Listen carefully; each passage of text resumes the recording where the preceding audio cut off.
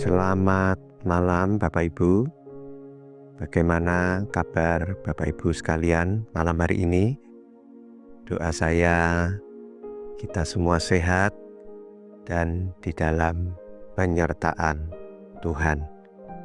Puji Tuhan, malam hari ini saya akan berbagi dengan tema Jangan jemu-jemu berdoa. Di dalam Lukas 18 ayat yang pertama dikatakan begini.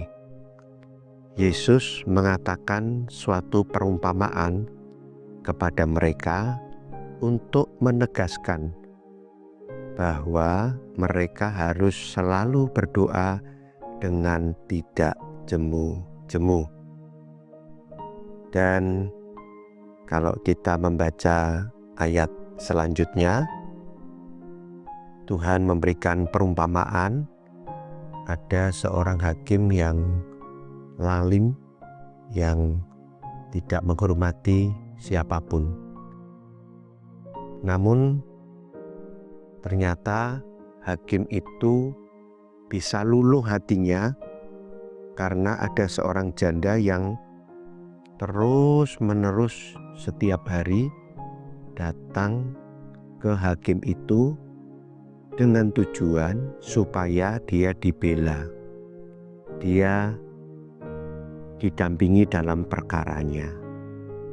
Dan akhirnya hakim itu luluh hatinya, ya, karena dia juga berpikir, wah, kalau setiap hari didatangi terus dengan perempuan yang nekat ini, janda yang nekat ini, maka saya terganggu. Nah, Bapak Ibu, Tuhan memberikan perumpamaan ini untuk kita itu memiliki sikap yang sama seperti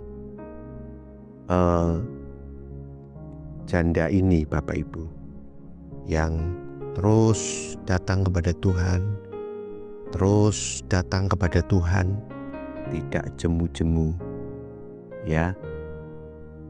Karena Tuhan ingin mengajar kepada kita untuk kita itu bertekun di dalam doa. Kadang-kadang saya juga berpikir setiap hari, ya, saya datang kepada Tuhan menyampaikan doa-doa yang sama. Ya, kadang-kadang saya memiliki pemikiran kalau permohonan saya terus sama, apa Tuhan itu nggak jemu ya? Seperti itu Bapak Ibu. Namun kalau kita mau secara logis memikirkan, sebenarnya Tuhan itu sudah tahu apa yang akan kita minta. Tuhan tahu pergumulan-pergumulan kita. Tuhan mengerti batas kemampuan kita.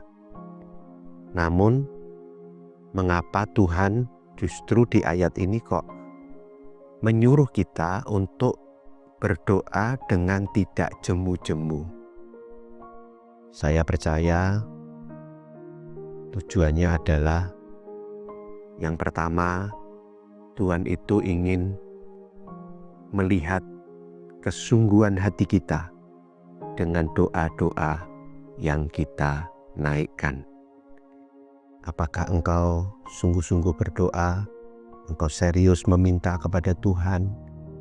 Dan kalau suatu ketika aku meluluskan permintaanmu, apakah engkau bertanggung jawab dengan pemberianku itu?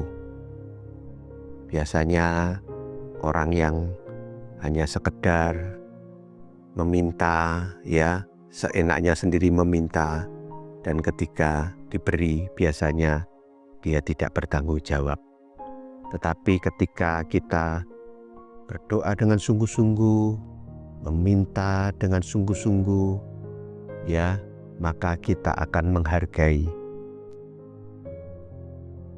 kalau suatu kali Tuhan itu memberikan berkat kepada kita dan mengabulkan doa kita.